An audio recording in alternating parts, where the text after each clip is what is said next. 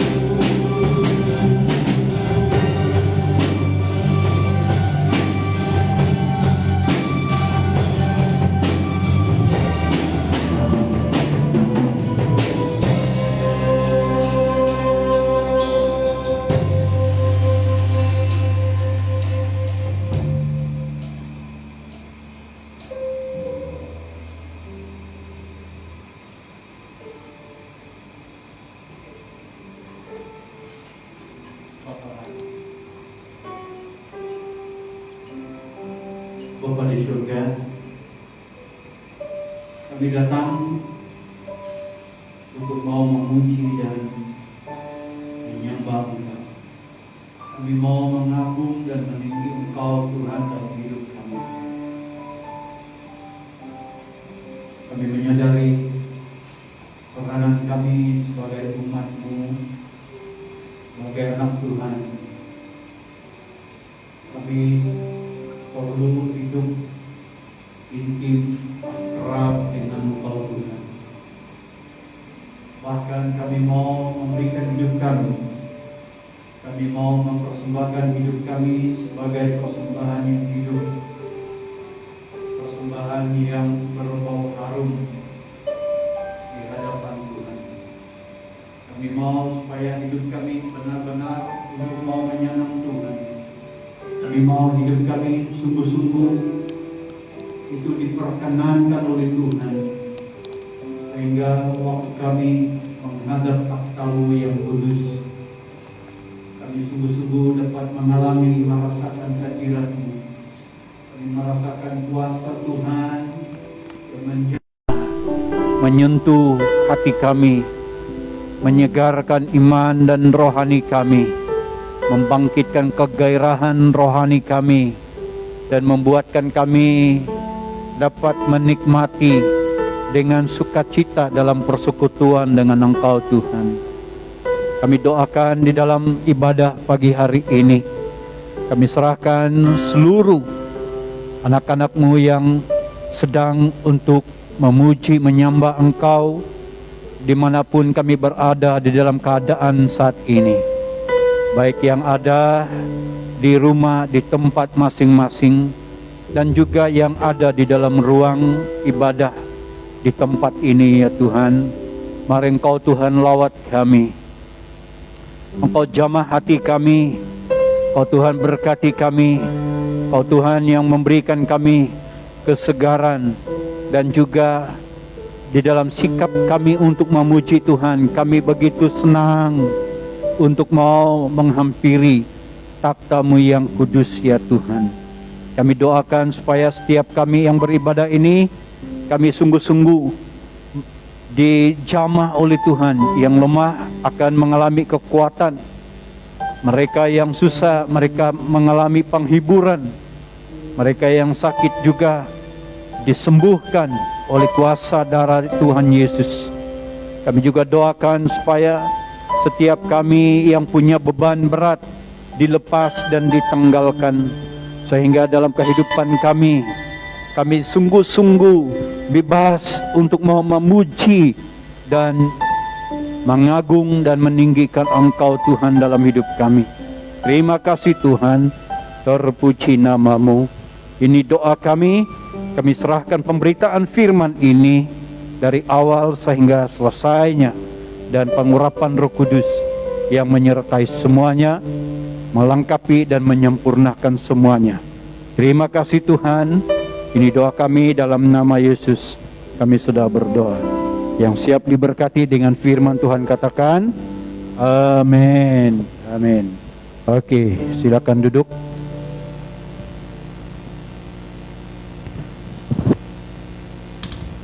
Saya rasa saya buka saja ini mas saya, macam sesak nafas. Lagi jauh juga jarak kita kan. Haleluya, shalom. Masih bersemangat? Pasti, yang itu pasti ya, semangat. Haleluya. Kalau tidak ada semangat pun tetap mau lawan juga, supaya jangan layan yang tidak ada semangat tuh. Karena lawan juga. Kalau kena layan, dan itu yang membuatkan kita akan terbuai dan akan dibawa hanyut. Oke, nggak tahu kalau hanyut dekat juga lah di Kuala Sungai Kelang ini. Tapi itu tembus di laut. Oke. Baik, pagi hari ini saya berkongsi dengan firman Tuhan untuk kita sesuai dengan tema yang sudah disediakan untuk bulan Oktober ini, jemaat yang kuat dan berdampak. Jemaah atau jemaat yang kuat dan berdampak. Senang saya memberikan sedikit pengertian apa itu berdampak, yaitu memiliki dampak atau efek yang besar. Kalau kita lihat di situ, ya terus kepada ya mempunyai atau memiliki dampak atau kesan yang besar, mempunyai pengaruh kuat yang boleh mendatangkan atau menyebabkan akibat. Itulah yang makna atau arti dari berdampak. Nah, kita lihat pembacaan kita hari ini di dalam Kisah Rasul pasal yang kedua, ayat yang ke-42 sehingga ayat yang ke-47. Kisah Rasul bab yang kedua atau pasal yang kedua, ayat yang ke-42 sehingga ayat yang ke-47. Baik, mari kita lihat firman Tuhan. Saya percaya saudara senang untuk melihat di dalam screen, baik yang ada di rumah, mungkin terbiasa sudah melihat yang ada di screen. Tapi kalau orang yang meneliti, jangan-jangan itu Alkitab bukan yang Alkitabiah, mungkin mereka mudah untuk mau simak Alkitab yang ada di digital atau di secara manual yang ada di tempat saudara, untuk mungkin meragui. Oke, ayat yang ke-42, demikian firman Tuhan. Dikatakan di sini, mereka bertekun dalam pengajaran rasul-rasul dan dalam persekutuan, dan mereka selalu berkumpul untuk memecahkan roti dan berdoa. Ayat 43, maka ketakutanlah mereka semua, sedang rasul-rasul itu mengadakan banyak mukjizat dan tanda, dan semua orang yang telah menjadi percaya tetap bersatu, dan segala kepunyaan mereka adalah kepunyaan bersama, dan selalu ada dari mereka yang menjual harta miliknya lalu membagi-bagikannya kepada semua orang sesuai dengan keperluan masing-masing.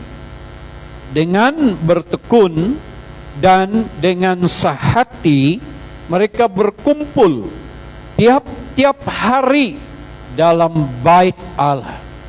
Mereka memecahkan roti di rumah masing-masing secara bergilir dan makan bersama-sama dengan gembira dan dengan tulus hati, sambil memuji Allah, dan mereka disukai semua orang, dan tiap-tiap hari Tuhan menambah jumlah mereka dengan orang yang diselamatkan. Wow, haleluya, puji Tuhan. Nah, tema kita ini minggu yang kedua untuk mengupaskan tentang jemaah yang kuat dan berdampak. Tidak cukup kuat, tetapi berdampak. Ada kesannya, ada efeknya, ada akibatnya. Akibat yang menjurus kepada sesuatu yang sehat atau yang positif. Nah, ini yang kita mau menjadi umat Tuhan yang sedemikian. Kita mau menjadi gereja atau jemaah seperti yang terdapat di dalam jemaah atau gereja yang mula-mula. Kita perhatikan di dalam pembacaan kita dalam Kisah para Rasul ini, sesuatu peristiwa yang perkara yang pertama kali yang disebut atau berlaku di kalangan orang percaya atau orang Kristen di gereja awal. Kejadian atau satu perkara yang luar biasa yang terjadi kepada mereka yang belum pernah terjadi. Kalaupun pernah terjadi, itu hanya berlaku di kalangan segolongan atau sekelompok daripada orang Yahudi atau di kalangan bangsa Israel. Kalau kita lihat di dalam Kisah Para Rasul kembali, kalau kita melihat kitab Kisah Para Rasul juga disebut kitab Roh Kudus. Kenapa? Karena banyak perbuatan yang ajaib, penyertaan, pencurahan Roh Kudus. Setelah pencurahan Roh Kudus berlaku ke atas kepada jemaah orang Kristen yang mula-mula di abad yang awal ini, maka bangsa-bangsa sudah mulai menerima, sudah mulai mengenal Yesus, dan tidak lagi hanya di golongan atau hanya di kelompok orang Yahudi, tetapi sudah mulai terbuka.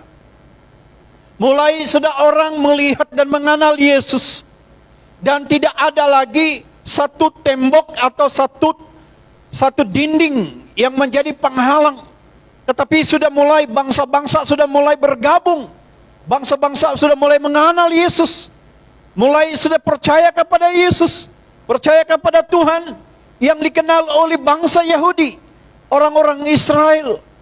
Dan inilah yang luar biasanya, kekuatan dari Roh Kudus, kekuatan dari kuasa yang bekerja. Dan inilah yang sesuatu yang kita imbas kembali, supaya gereja masa kini kita tidak boleh terbuai atau leka dengan perkembangan gereja awal.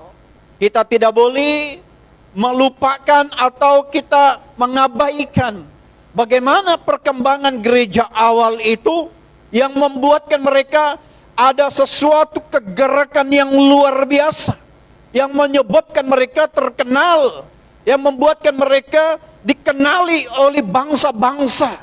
Bukan saja di kalangan bangsa orang Israel, tetapi sudah mulai menjangkau seluruh bangsa yang ada di muka bumi ini, termasuk saya dan saudara. Kita adalah hasil juga daripada efek atau akibat dari pencurahan Roh Kudus ini, kesan daripada gereja awal. Nah, kalau kita perhatikan di sini ada dikatakan bahwa mereka berkumpul di rumah masing-masing dan mereka makan bersama-sama, atau mereka memecahkan roti untuk makan menikmati bersama. Kita perhatikan di situ. Kenapa itu berlaku? Karena sebelum itu budaya orang Yahudi, mereka saja yang makan minum dari perjamuan atau mengadakan perjamuan kudus sedemikian. Mereka tidak boleh melibatkan bangsa asing. Mereka tidak boleh melibatkan bangsa-bangsa yang bukan orang Yahudi. Tetapi di dalam ayat ini mereka mengadakan memecahkan roti itu sudah berlaku di rumah-rumah. Kenapa? Karena mereka tidak boleh hadir di bait Allah karena mereka bangsa asing.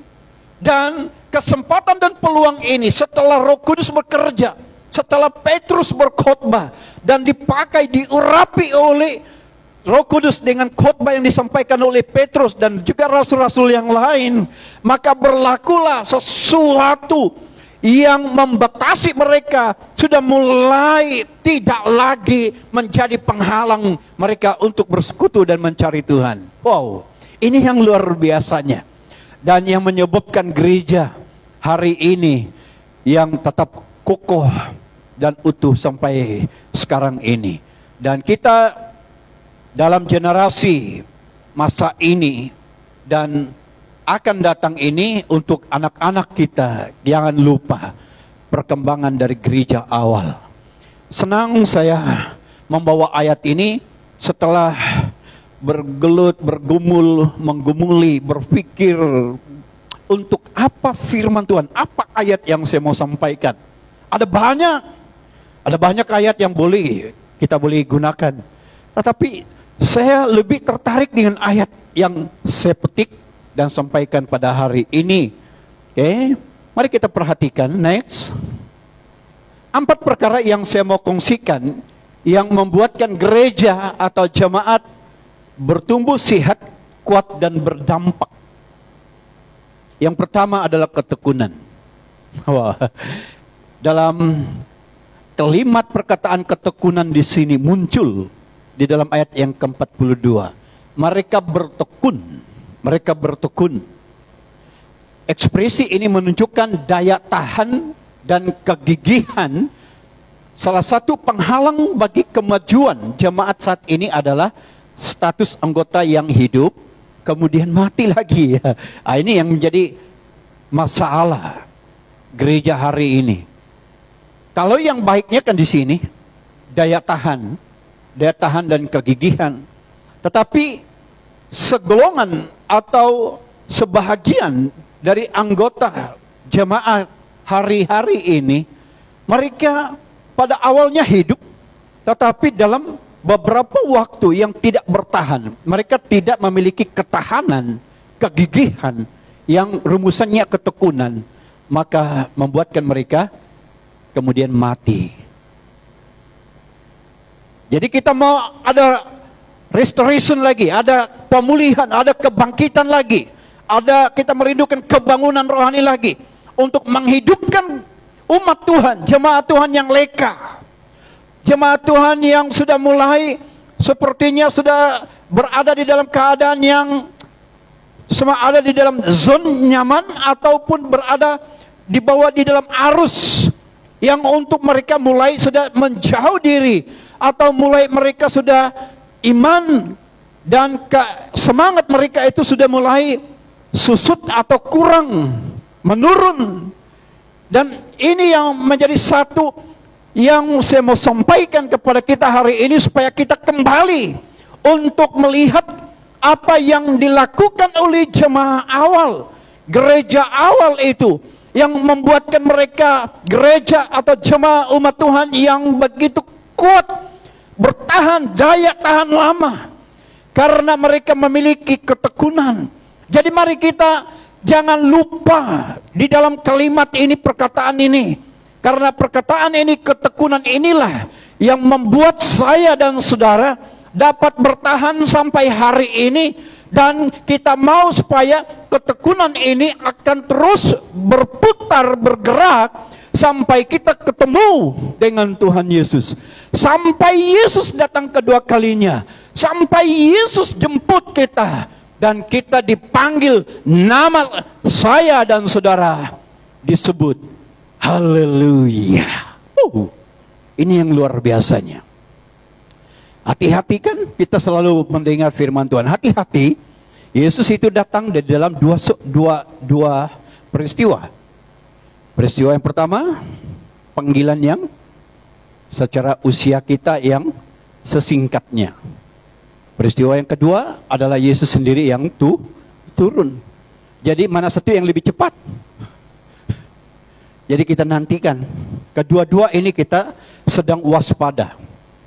Kadang-kadang saya berpikir juga untuk perkara itu dan saya siap-siap bersedia. Tuhan, sebelum saya menghembus nafas yang terakhir pun, beri saya peluang untuk saya boleh sedikit masa untuk saya boleh memperbaiki supaya saya apapun yang mungkin yang saya tidak sengaja atau sengaja, saya harus membereskan semua ini supaya saya layak untuk masuk di dalam kerajaan-Mu. Haleluya. Nah, saya harap juga kita sekalian sedemikian rupa. Kita semua seperti itu. Saya keluar sedikit. Izinkan saya keluar sedikit. Maksud saya bukan keluar ke pintu. Tapi ada kaitan. Di dalam hospital hari-hari ini, sekarang ini ada banyak pelayanan-pelayanan yang mereka lihat di dalam sistem komputer ini memang tidak ada harapan. Memang tidak ada harapan. Dorang tahu sudah kan? Nah, jadi apa yang mereka lakukan sekarang? ada beberapa yang bertugas di hospital itu, orang-orang kaki tangan di staff yang di hospital itu, mereka menjalankan tanggung jawab mereka di dalam apa yang mereka faham tentang keagamaan mereka lakukan. Nah, kita juga sebagai orang percaya, kita merindukan juga di kalangan kita umat Tuhan sebagai orang Kristen juga, kita merindu supaya di hospital itu tempat banyak orang yang akan mengembus nafas terakhir di situ. Kalau boleh, para staf kita yang orang percaya di situ, ya duduklah dekati mereka. Kalau mereka memang betul-betul tidak ada harapan, pimpinlah mereka dengan doa. Bapa kami yang di surga, dikuduskanlah namamu. Kalau tidak tahu dengan doa-doa yang lain, baca saja dengan iman dengan doa itu. Pimpin mereka. Dan waktu mereka mengembuskan nafas terakhir, haleluya, itu adalah doa yang Yesus ajarkan. Imani. Ya, puji Tuhan.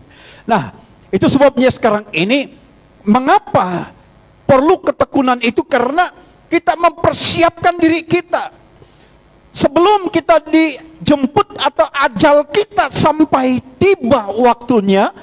Mari kita mengerjakan apa yang dipertanggungjawab, apa yang diamanah oleh Tuhan, apa yang sudah Tuhan percayakan kepada kita, kita harus kerja dan lakukan.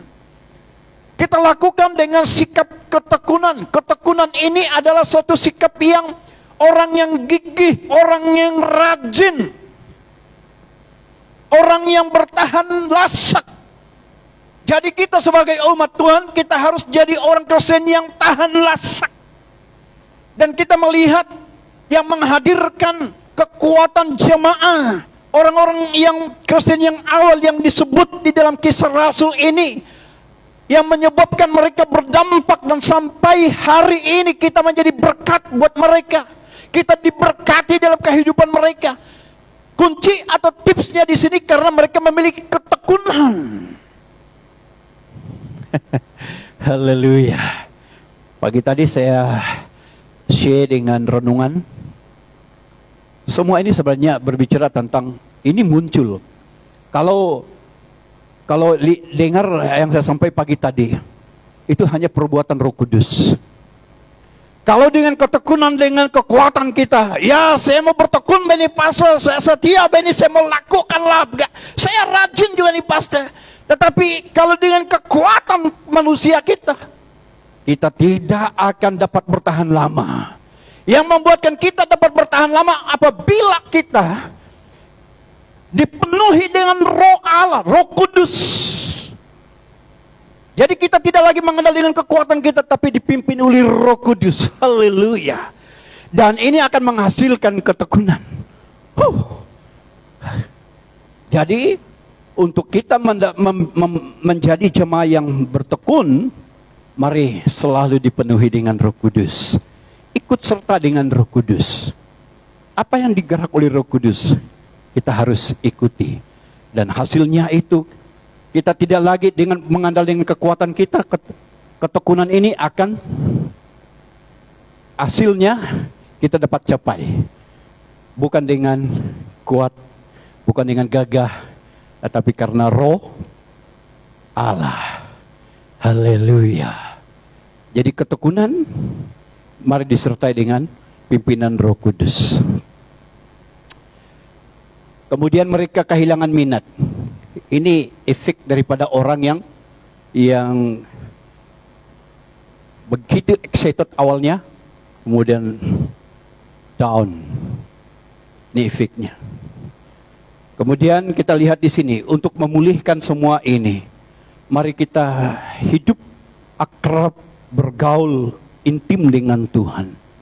Kita harus meletakkan Yesus itu yang lebih penting dari segalanya.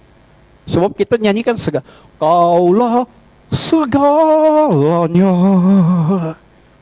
Betul lah? Kalau betul, yes, haleluya. Jadi amati pujian itu, yang Kaulah segalanya. Tetapi timbul tenggelam. Kadangkala yang menyebabkan kita melalui dengan keadaan-keadaan sedemikian karena kita belum mengalami Roh Roh Kudus yang penuh dalam hati kita. Memang sejak kita terima Yesus, Roh Kudus itu sudah tinggal. Tetapi mari setiap hari kita harus dipenuhi dengan Roh Kudus. Setiap hari dipenuhi dengan Roh Kudus. Dan hasilnya ketekunan ini. Kalimat ketekunan ini bukan dengan hasil usaha kita, tetapi dengan pimpinan Roh Kudus. Haleluya. Yang kedua, kesetiaan. Yang tadi kan ketekunan, sekarang kesetiaan. Mereka bertekun dalam pengajaran rasul-rasul, bukan saja penting bagi murid-murid yang pada permulaan itu untuk bertekun, tetapi juga penting bagaimana mereka setia dalam doktrin, pengajaran, firman yang mereka terima, yang mereka dapat dari apa yang disampaikan oleh Petrus, para rasul yang lain. Mereka begitu bereaksi, mereka merespon. Kalau kita melihat di dalam kalimat, sempat saya melihat dalam eksegesisnya. Eksegesis itu artinya begini, mengeluarkan fakta atau maksud dari terjemahan ini sehingga kita dapat mengeluarkan dengan tepat. Oke, mengeluarkan dengan tepat. Maksud terjemahan ini ialah begini. Kalau di dalam eksegesisnya, eksegesanya itu adalah umat Tuhan, orang yang mendengar firman Tuhan yang disampaikan itu, mereka menaklukkan diri mereka dan taat dan patuh dan setia melakukan firman. Itu yang sebenarnya. Oke. Itu dalam bahasa aslinya itu melilitlah. Lidah kita pun susah mau sebut. Jangankan bahasa Yunani, bahasa Inggris pun kalau kita tidak lancar pun terumbang ambing Jawa sebutan kita. Tapi itulah sebenarnya maksudnya.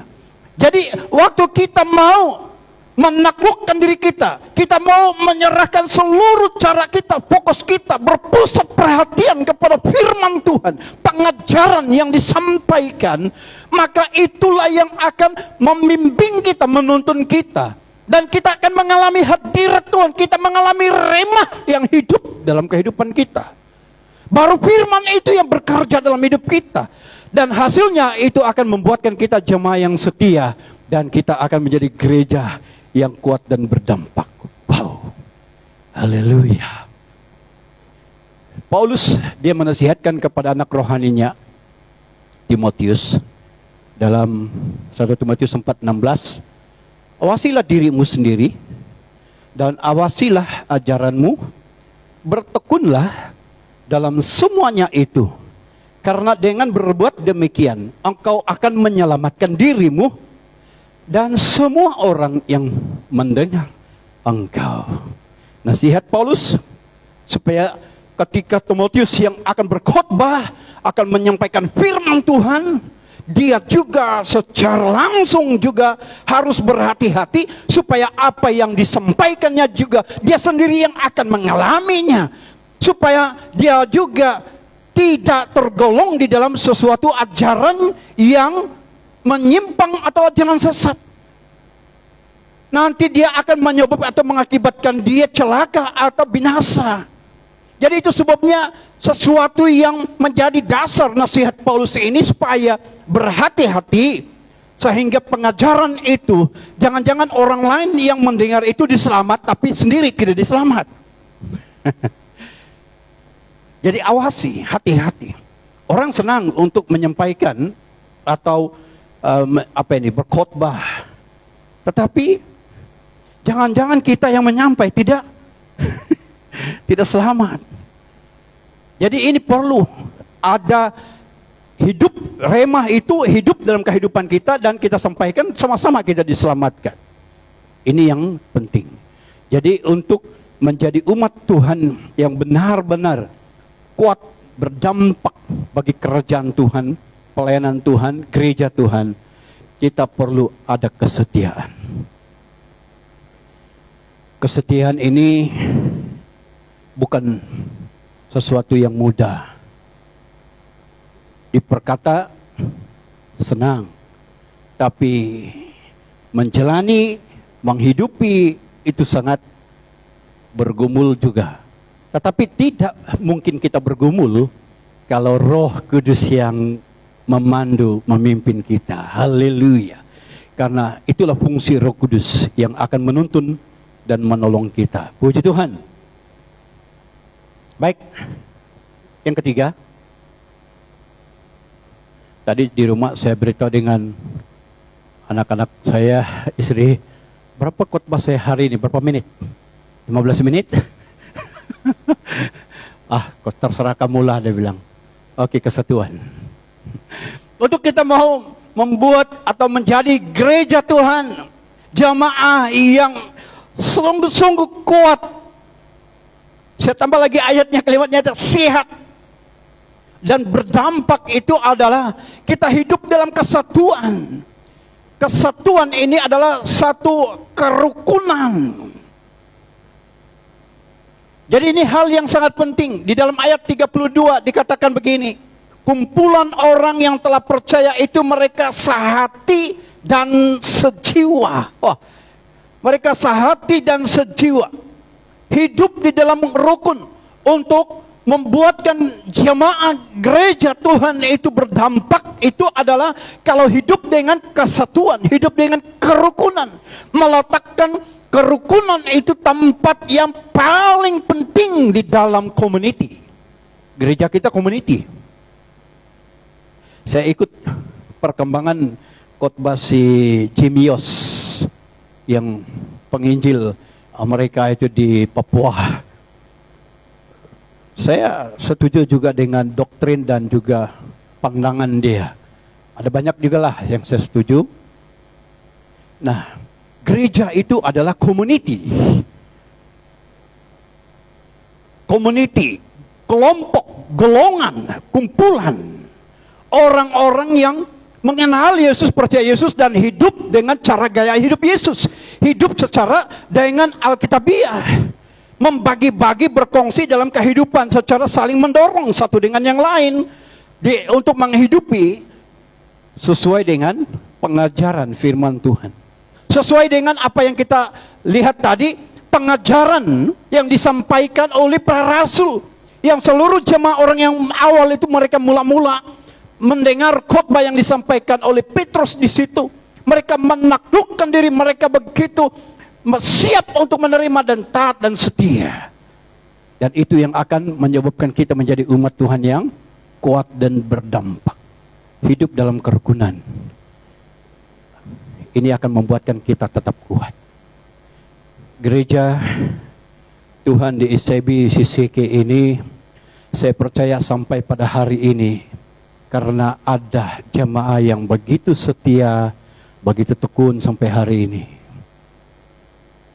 Dan kita juga berdoa, doa dan iman kita sama-sama untuk tetap meneruskan gereja ini, memelihara, menjaga community ini.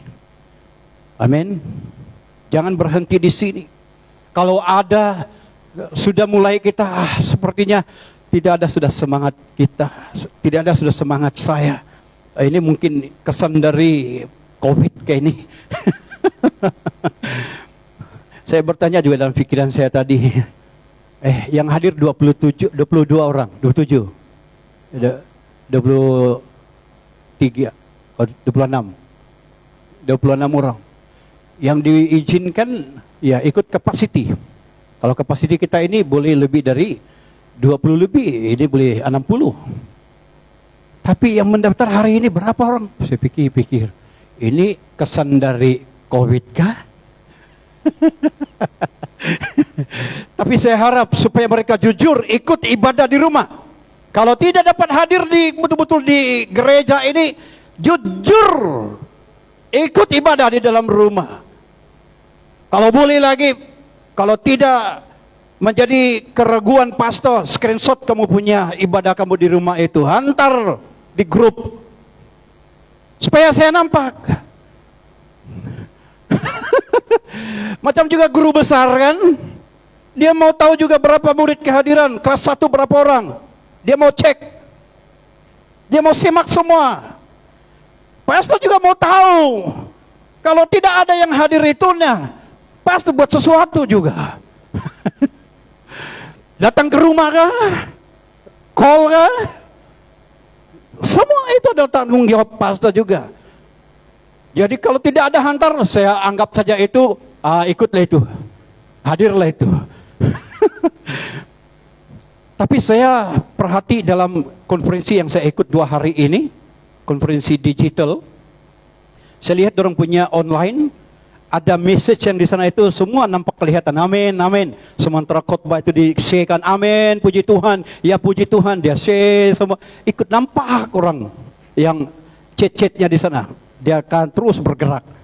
Saya bilang kan bagus kalau begini juga, supaya nampak orang yang betul yang ikut dalam ibadah online. Ada partisipasinya, ada apa ini, komunikasi di situ nampak jelas. Oke, kita doakanlah supaya kita juga buat sesuatu sampai ke tahap itu juga nanti. Haleluya. Jadi mari kita akan tetap setia dan hidup dalam kesatuan kerukunan kita. Saya lihat di dalam ayat ini, kesatuan ini juga dia membicarakan tentang solidarity. Ini kalimat ini yang jarang saya sebut. Itu sebabnya kasih des begitu supaya mudah saya sebut, ikut dengan tata bahasa dia. Oke. Nah, ini adalah berbicara tentang kepemilikan. Kepemilikan yang sangat tinggi, ada kebersamaan, kesatuan, atau di dalam satu bangsa yang begitu rukun sekali. Nah, kita adalah satu community yang harus hidup di dalam kerukunan. Kita sebagai umat Tuhan yang kita di dalam sebuah kerajaan Allah, kerajaan surga. Jadi kita hidup di dalam satu kerajaan surga, kerajaan Tuhan. Kita melihat, memandang kepada Yesus yang mempersatukan kita. Jadi ini yang perlu kita mau kekal dan pertahankan dengan kekuatan dari kuasa dan Roh Kudus, supaya kita dapat memelihara kesatuan. Di mana ada kesehatian dan kesatuan roh, di sana pasti ada kemenangan. Lihat itu dalam Keluaran 17 ya. Musa, pemimpin yang mereka respect sekali, mereka, oh iya luar biasa Musa ini, luar biasa. Kita pun kalau kita berkhotbah dengan tentang Musa, wah luar biasa Musa dipakai Tuhan. Tapi kalau lihat di dalam ayat ini, kekuatan Musa juga terletak dengan orang yang ada di sampingnya. Siapa yang ada di sampingnya? Harun dan Hur. Waktu Yosua untuk berperang melawan dengan Amalek, dari pagi sampai tengah hari, sudah mau masuk, matahari mau terbenam, dan sekarang Musa kelelahan angkat tangan. Kan dikatakan kalau Musa angkat tangan mengarah kepada tempat di mana Yosua berperang, maka Yosua akan mengalami kemenangan demi kemenangan. Dia mengalami perang. Seluruh tim yang dipimpin oleh Yosua, mereka begitu kuat sekali. Tapi sudah mulai matahari terbenam petang, dan Musa sudah mulai kelelahan, tangannya sudah mulai turun dan jatuh, dan Yosua akan mulai mengalami satu kelemahan, dan mulai mereka akan mengalami kegagalan, tapi belum gagal. Tetapi apa yang dilihat dan diperhatikan oleh Hur dengan siapa sih saya sebut tadi itu, Harun, ialah mereka lihat, mereka pekah dan buat satu cepat dengan alternatif mereka. Mereka bawa, ambil batu, duduk bersama dengan Musa, dan mereka angkat tangan Musa. Satu di sebelah kanan, satu sebelah kiri. Lalu kemenangan berpihak kepada Yosua. Coba kalau Musa saja seorang diri, sudah tentunya Israel akan mengalami kekalahan besar. Jadi kemenangan di situ karena ada kesatuan di antara pemimpin, orang utama penting, dan juga jamaah yang ada di sana yang maju untuk bertempur perang dipimpin oleh Yosua. Mereka akan mengalami kekuatan dan kemenangan karena kesatuan. Haleluya. Next dan terakhir, ini juga yang membuatkan gereja itu berdampak atau kuat. Gereja jangan lupa pelayanan ini. Kebajikan atau sosial. Dalam Kisah Rasul pasal 4:32 dan pasal yang kedua 42, saya tak perlu baca itu, tapi kamu boleh rujuk. Saya percaya nota ada di dalam kita punya website. Oke? Nah, apa yang dilakukan oleh jemaah awal itu? Jemaat awal dalam perjanjian baru itu murah hati antara satu sama lain, dan tidak seorang pun berkata bahwa sesuatu dari kepunyaannya adalah miliknya sendiri. Selama masih ada kesempatan bagi kita, marilah kita berbuat baik kepada semua orang pada setiap kesempatan.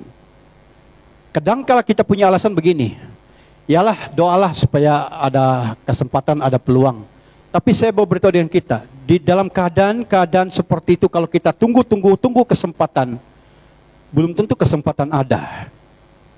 Ada baiknya sengaja untuk melakukan perbuatan yang baik.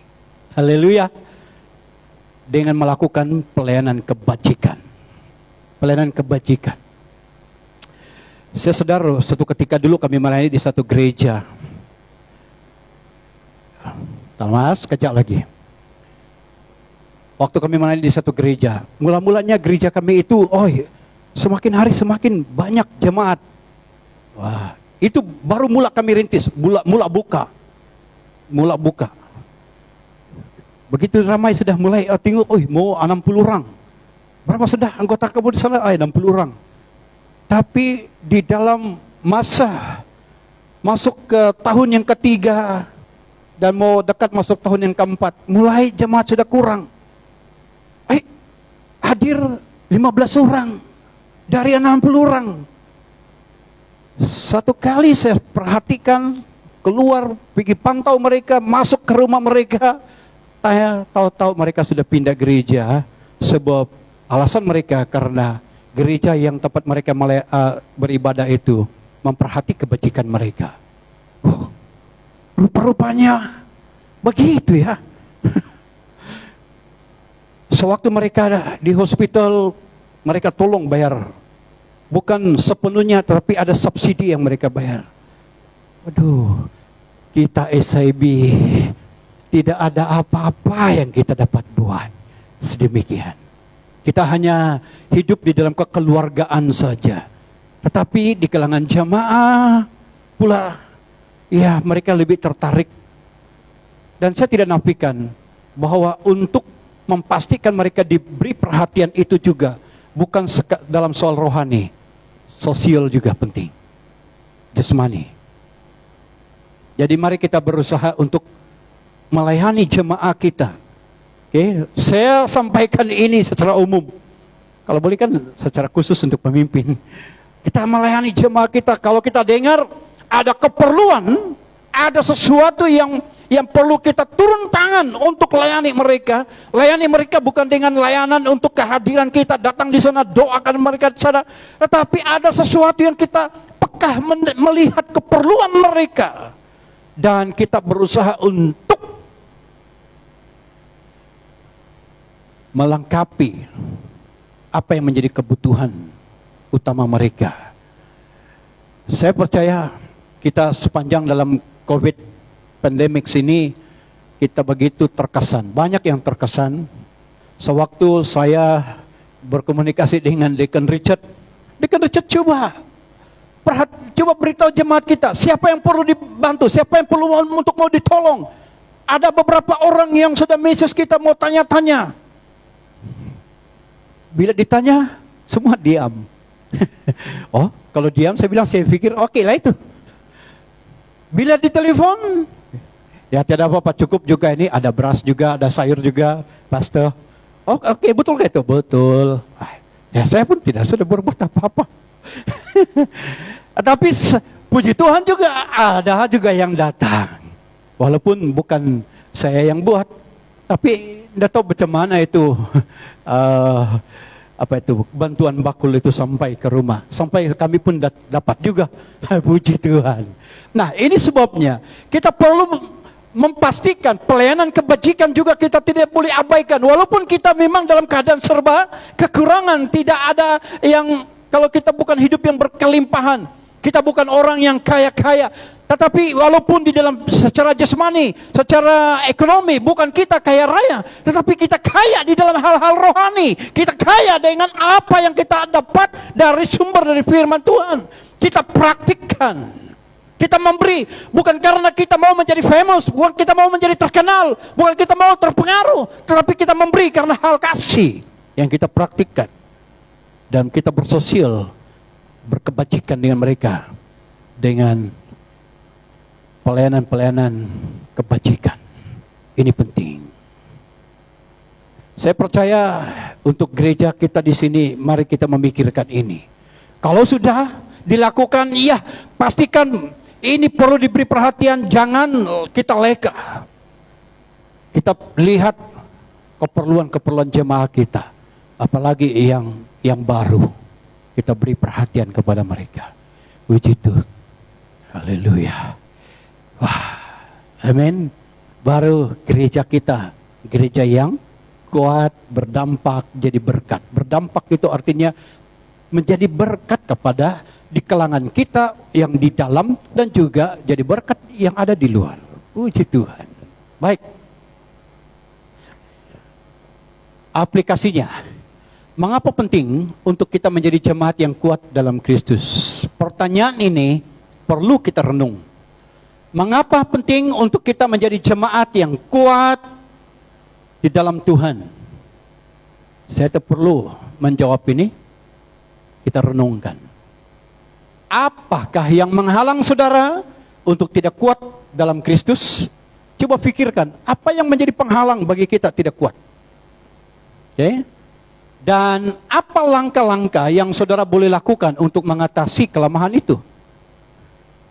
Kalau kita sudah tahu untuk mengetahui di mana kelemahan kita tidak kuat, sekarang kita mau cari solusinya. Bagaimana sih mau keluar dari kelemahan ini? Ini penting. Jadi cari sendiri ya.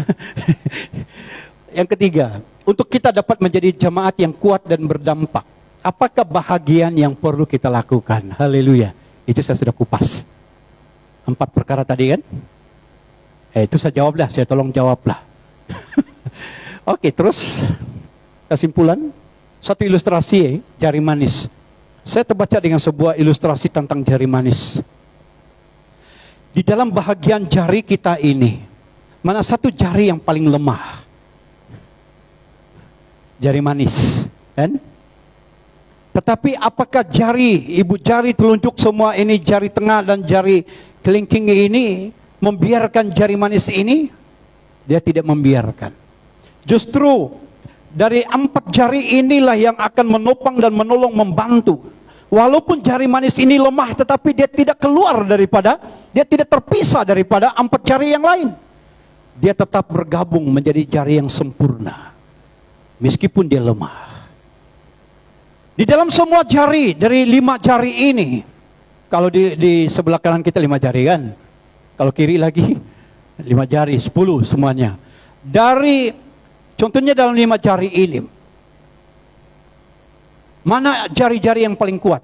Sudah tentunya ibu jari kuat, telunjuk juga kuat, yang tengah juga kuat, kelingking pun juga kuat, tidak ketinggalan walaupun dia kecil. Kuat juga dia. Ini yang lemah selalu kita katakan jari manis ini. Tetapi kita lihat, siapakah yang selalu mendapat penghargaan? Jari manis. Selalu dapat cincin. Dan emas lagi. Wah. Jadi sekarang ini mari kita perhatikan. Kita yang kuat, jangan kita mengabai orang yang lemah. Kalau ada jemaah kita yang lemah, kalau ada di kalangan anggota kita yang sepertinya susahlah jemaah ini, susahlah orang itu, berkali-kali kita mau dorong dia, hiburkan dia, motivasi dia, nasihatkan dia, tapi tidak mau dengar-dengar apa. Kita kan keluarga. Di dalam keluarga kita pun secara dalam keluarga yang secara adik-beradik seperti itu pun ada juga. Adik-beradik yang mesti ada yang lemah juga kan. Tapi keluarga tetap dipelihara. Jadi perhatikan, mereka yang lemah juga tetap diberi perhatian. Kita sangat menghargai juga mereka. Kita rangkul mereka, kita terima mereka. Kita tidak mempertikaikan, kita tidak komen, kita tidak mengkritik kelemahannya, tapi terima mereka supaya mereka ada rasa penerimaan dari kita. Haleluya. Dan inilah yang kita lakukan dalam sosial kita, dalam sebuah community. Nah, itulah ilustrasi jari manis. Jadilah jemaat yang kuat dalam Kristus serta berakar dalam firman. Maka kita akan bertumbuh menjadi umat yang berdampak bagi kerajaan Tuhan. Demikian firman Tuhan yang kita belajar pada pagi hari ini. Untuk kita menjadi gereja, jemaah yang kuat, berdampak, kita tetap kembali kepada dasarnya, berakar dengan firman Tuhan. Kalau kita tidak berakar, maka lama-kelamaan kita akan mungkin tercabut, atau kita akan runtuh, rubuh, hanyut, dan sebagainya. Tetapi mari kita berakar dengan firman Tuhan, maka apapun tantangan dan halangan cebaran, apapun pencobaan, itu tidak akan dapat mencabut kita atau membuatkan kita jatuh, karena kita sudah berdiri dengan dasar firman Tuhan. Haleluya. Terima kasih Tuhan. Mari kita tunduk kepala. Oh haleluya. Oh sikiara labarata karasara. Terpuji namamu ya Tuhan. Kami tinggi dan kami agungkan namamu. Kami bersyukur dengan apa yang kami belajar dan apa yang kami dengar dari firman Tuhan pada pagi hari ini. Kami doa dan kami memberikan hidup kami sepenuhnya kepada Tuhan. Kami rindu Tuhan untuk dipimpin oleh Roh-Mu, oleh Roh Kudus. Dan kami rindu Tuhan untuk kami memiliki kehausan, kerinduan yang dalam untuk kami bertumbuh kuat, sehat, dan berdampak bagi Tuhan, berdampak bagi community, bagi dunia ini. Karena kami dipanggil, kami dipercayakan, dipertanggungjawabkan di tengah-tengah dunia ini, supaya kami menjadi garam dan terang untuk dunia ini.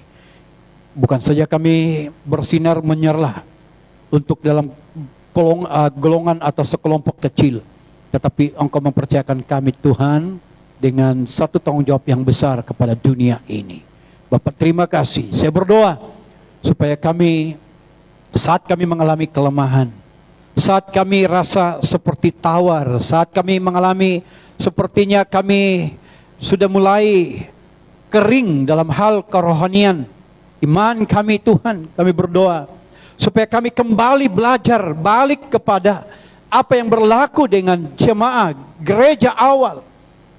Mereka hidup dengan rukun, hidup dengan kesatuan, mereka setia, mereka begitu tekun, karena itu semua adalah sumber dari pekerjaan Roh Kudus yang bekerja turun sehingga mereka dipenuhi. Dan hamba-Mu berdoa supaya seluruh jemaat Tuhan, gereja Tuhan di SIBCCK ini, dimanapun mereka berada, di tempat, di rumah mereka masing-masing atau tempat pekerjaan mereka, hari ini Bapa, doa hamba-Mu dialas di dalam nama Yesus, supaya Roh Kudus turun, penuhi mereka, limpahi mereka Tuhan dengan kuasa-Mu, sehingga hidup mereka dipulihkan, hidup mereka disegarkan, dibangun, dibangkitkan, dikuatkan, sehingga mereka menghasilkan jemaat yang bertekun, mereka menghasilkan jemaat yang setia, mereka menghasilkan jemaah yang begitu committed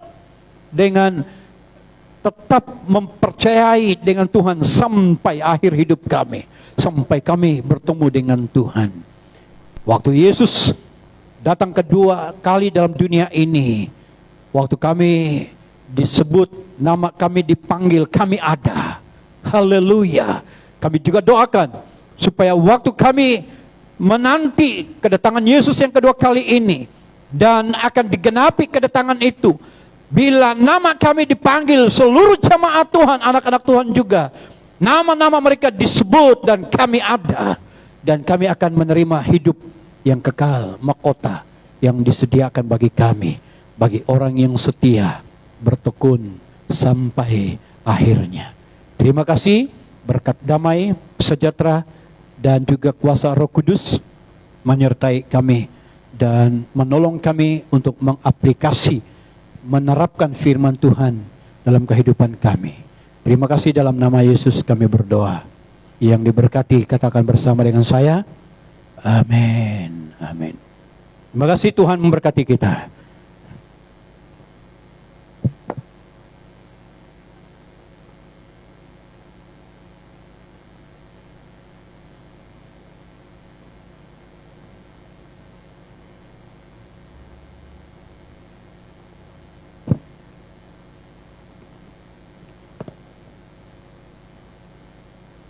Shalom. Oke. Beri kemuliaan untuk firman Tuhan yang kita dengar bersama. Ya, telah memberi satu kekuatan dalam pribadi saya secara pribadi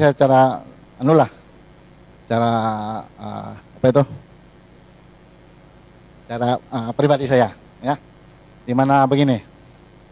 Oke, di dalam kita menghadapi situasi sekarang ini bukan pandemik lagi, endemik sudah kan. Saya buat izinkan saya mengambil beberapa menit untuk mengongsikan beberapa perkara yang saya rasa boleh dijadikan contoh ataupun iktibar bagi kita semua. Ya, kadang-kadang dalam masa yang sukar, secara pribadi saya sudah dekat berapa bulan tidak bekerja, ya. Dan yang terbaru begini, saya punya company pun sudah ditutup. Dan kalau ikut betul memang sudah tidak kerja. Tetapi satu hal yang harus kita ingat, Tuhan itu senantiasa ada di belah kita, ya. Dan saya bersyukur karena walaupun saya tidak bekerja, berkat Tuhan itu tidak pernah putus-putus. Di mana dalam bidang pengadilan Tuhan buka jalan untuk saya. Di dalam bidang perniagaan lain pun Tuhan buka jalan untuk saya. Bukan saya membangga diri, tetapi semuanya karena kasih dan karunia Tuhan untuk kita semua. Amin. Itu terjadi bukan karena kuat dan gagah kita, tetapi sejauh mana kita mempercayai Tuhan, sejauh mana kita beriman kepada Tuhan dalam apapun perkara. Percayalah, di dalam hidup kita, kalau kita mengandalkan Tuhan sepenuhnya, tiada masalah. Karena Tuhan itu sumber segala sesuatu dalam hidup kita. Amin. Ya, apa yang kita belajar pada jemaat ISIB Siseke tidak bersatu dalam satu perkara apa? Dalam kita punya pemberian. Mustahil kita boleh bayar gaji pastor. Mustahil kita boleh bayar sewa bangunan ini tanpa sangkut-sangkut. Kalau kita tidak bersatu, kita tidak setia, dan kita tidak tekun di dalam tanggung jawab kita kepada Tuhan. Itu terjadi karena apa? Diri kita sendiri yang mau bertanggung jawab dalam apapun perkara yang kita mau lakukan, terutama untuk Tuhan. Kita lakukan bukan untuk manusia, tapi kita lakukan untuk Tuhan. Amin. Di dalam persepuluhan, janji iman, apalagi pemberian yang kita mau berikan, kita lakukan bukan kena kuat dan gagah kita, tetapi kita lakukan untuk Tuhan. Amin. Dan itu tidak akan terjadi kalau kita semua tidak mau bertanggung jawab untuk perkara tersebut. Amin. Nah, saya katakan ini karena apa? Di dalam tugas sebagai pengadilan ini saya sedikit lagi, izinkan saya ambil beberapa menit. Satu perkara yang ingin saya kongsikan untuk kita. Oke, kalau game yang orang tua main, sorry lah kalau cakap orang tua kan, veteran lah, senang cerita. Di game bola lah, kalau yang veteran, dia punya pace ataupun dia punya game tuh memang slow. Oke, tetapi apa yang Tuhan tegur saya di sana? Satu perkara, jangan curi tulang. Kan kadang-kadang kalau ya, biasalah kalau yang betulan kadang siapa tidak kena. Kadang-kadang saya sendiri ketawa di tengah padang, tapi dalam masa yang sama satu hal yang dalam hati saya yaitu lakukan tugas dengan jujur dan amanah. Kadang-kadang kalau ikut situasi, saya boleh saja di tengah-tengah padang itu pusing-pusing sana roundabout, pakai kami panggil roundabout. Tetapi saya belajar beberapa perkara daripada non-Kristen ya. Kita diberi kerja, maksudnya tugas pengadil itu macam kerja saya sekarang lah. Kita diberi kerja, kita lakukan dengan amanah, jujur, dan kita lakukan dengan betul-betul lah, tidak yang main-main. Bila saya pikir balik kata-kata seperti itu, apa yang terdetik dalam hati saya yang paling dalam, apapun pekerjaan kita, apapun yang kita lakukan, tidak kira lah kita punya jawatan ke apa, lakukan sungguh-sungguh seperti mana kita melakukan untuk Tuhan dan bukan untuk manusia. Amin.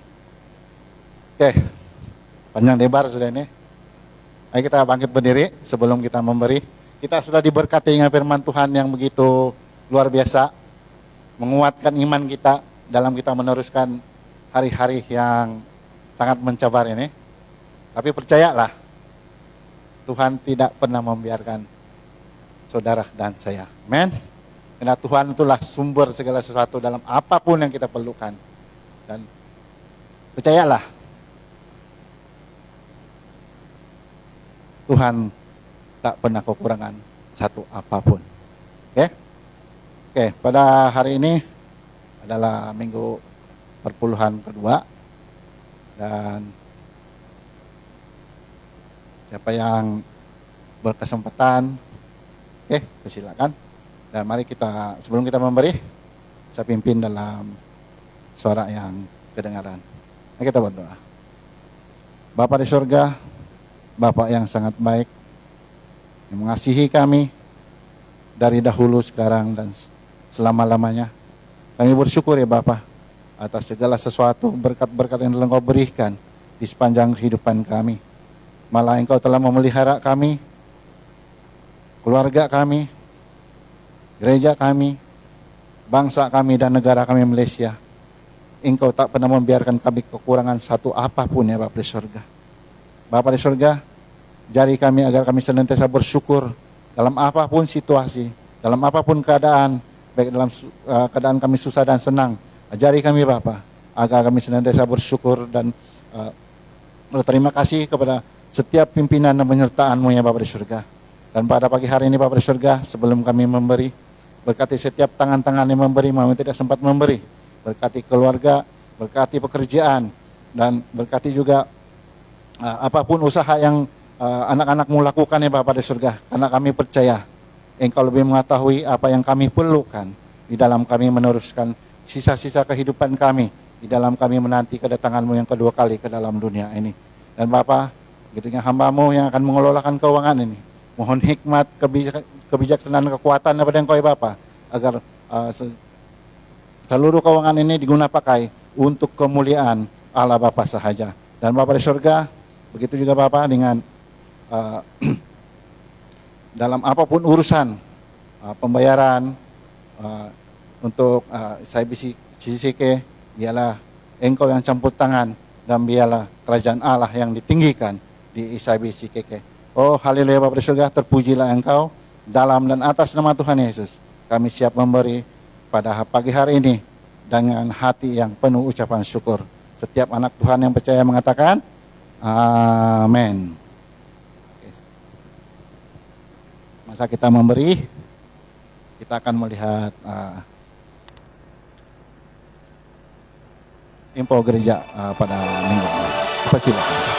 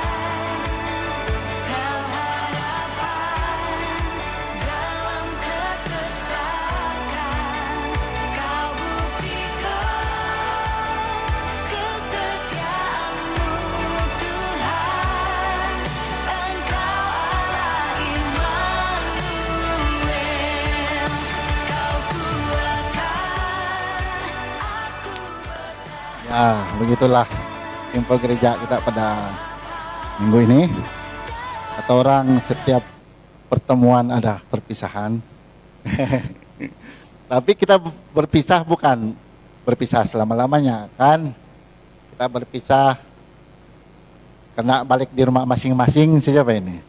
Kan? Oke, tapi harapan saya kita jangan terpisah karena kasih Tuhan. Oke, walaupun kita berjauhan, kita tetap satu di dalam Tuhan. Walaupun kita tidak berjumpa secara fisikal dalam beberapa hari ini, tetapi kita tetap berjumpa dalam kasih dan anugerah Tuhan. Amin. Oke, ibadah kita sampai di sini. Dan sekali lagi saya memberi penghormatan untuk Ibu Helen,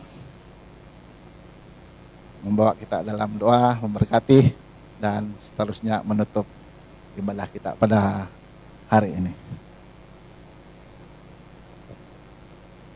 Mari kita berdiri bersama-sama.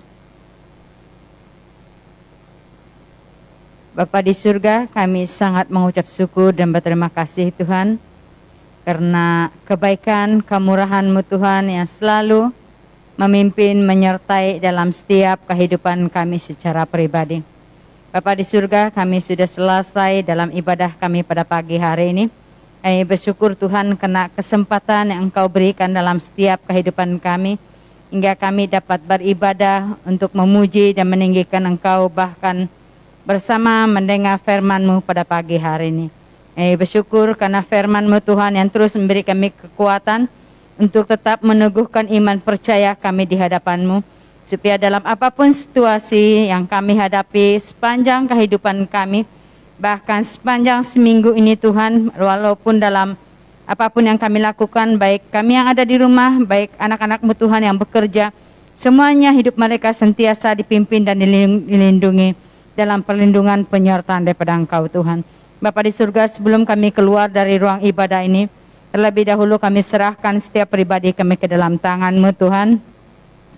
Engkau yang tetap melindungi, menjaga kami, baik keluar masuk kami dalam pekerjaan kami, apapun kendaraan yang kami guna pakai untuk sepanjang dalam pekerjaan kami, bahkan kami keluar dari tempat ini. Engkau yang melindungi, menjaga kami, supaya kami sampai di rumah dalam keadaan yang selamat. Biarlah berkat penyertaan daripada Engkau Tuhan yang tetap melindungi, menjaga kami dalam kehidupan kami dari sekarang sampai selama-lamanya.